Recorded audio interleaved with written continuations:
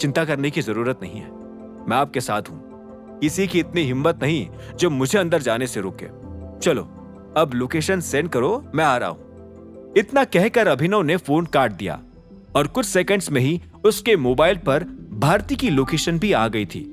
थोड़ी देर गाड़ी चलाने के बाद अभिनव उस लोकेशन के हिसाब से एक घर के सामने आके रुक गया। उसे महसूस हुआ कि ये कहीं ना कहीं भारती को दिया हुआ घर ही था। तभी दरवाजा खुला और भारती भी बाहर चली आई। टाइगर! अभिनव को आते देख भारती तुरंत ही गाड़ी की पैसेंजर सीट पर जाकर बैठ गई। सच में इन्हीं कपड़ों में चल सकते हैं ना? हाँ हाँ, वैसे भी हम अलाइना की बुटीक ही जा रहे हैं, वहां पर आपको कोई कुछ बोलने की हिम्मत भी नहीं करेगा। अभिनव ने गाड़ी स्टार्ट करते हुए भारती को दिलासा दिया। भारती का दिल खुशी से भर गया था। वैसे तो वो हमेशा से अभिनव के लौटने का इंतजार करती आ रही थी, लेकिन अपने बेटे विराट की मौत का भी उस पर काफी गहरा असर पड़ा था, जिससे वो रात दिन दुख और पछतावे से जूझती आई थी। वो इस सब के बारे में सोचना बंद नहीं कर सकी और 15 साल पहले से ही उसकी जिंदगी बिगड़ना शुरू हो चुकी थी। मैंने वो बॉक्स घर पर सुरक्षित रख दिया है, घर पहुंचकर हमें उसे एक बार देख लेना चाहिए, भारती ने अभिनव की ओर देखकर कहा। अभिनव धीरे से मुस्कुराया। उस बॉक्स के लिए अभी काफी टाइम है माँ, फिलहाल तो आप सिर्फ इस चीज का टेंशन लो कि आपको खरीदना क्या क्या है। भारती फिर से मुस्कुराई और अभिनव को देखते हुए अपने ख्यालों में खोने लगी। उसे याद आया कि जब अभिनव छोटा था तब वो कितना जिद्दी था, लेकिन उसके बाद भी वो हमेशा से अच्छा और सच्चा था और वही गुण उसने अपनी जवानी में भी बनाए रखे थे।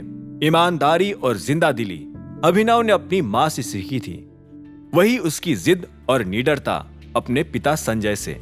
अभिनव की तरह ही संजय भी जब भी किसी काम को करने का मन बना लेते थे तो उसे कोई नहीं बदल सकता था।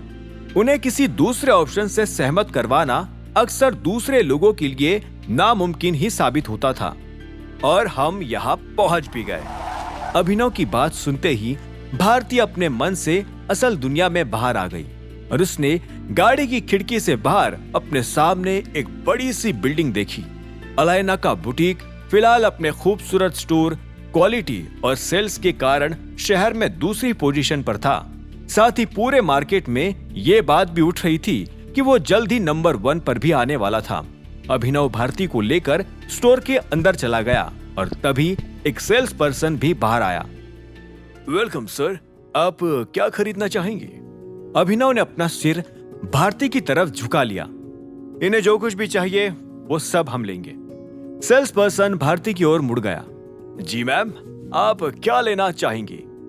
भारती ने एक पल के लिए सोचा और फिर कहा, मैं पहले पूरे स्टोर को देखना चाहूंगी। ठीक है, इस तरफ आइए। सेल्स पर्सन भारती को ले जाकर उसे स्टोर दिखाने लगा था। दूसरी ओर अभिनव भी इधर उधर देखने लगा। उसे जैसे तैसे टाइम काटना था। ऊपर पेंटिंग्स और नीचे घड़ियों को देखने के बाद ही अभिनव को महसूस हुआ कि उसे भी भारती को कुछ गिफ्ट देना चाहिए था। इसी वक्त एक दूसरी सेल्स पर्सन अभिनव के पास चलकर आ गई। Do you need any help sir? Abhinav इस वक्त स्मार्ट वॉच की रेंज की ओर देखे जा रहा था। हाँ, मुझे एक अच्छी स्मार्ट वॉच चाहिए। क्या रेंज होगी इन सभी की? सर, रेंज 10,000 से लेकर 1 लाख तक की है।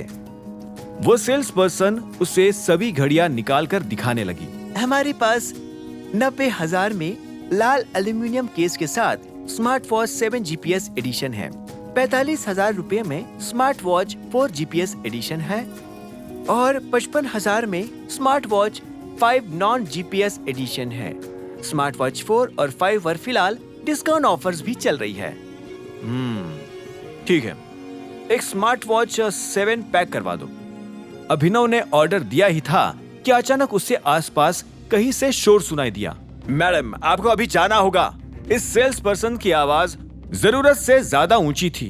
अभिनव को पूरा अंदाजा था कि यह भारती वाला ही सेल्स पर्सन था, इसीलिए वो उस आवाज की तरफ तुरंत दौड़ पड़ा। वहां पहुंचते ही अभिनव ने अपने सामने का नजारा देखकर मुट्ठी भींच ली।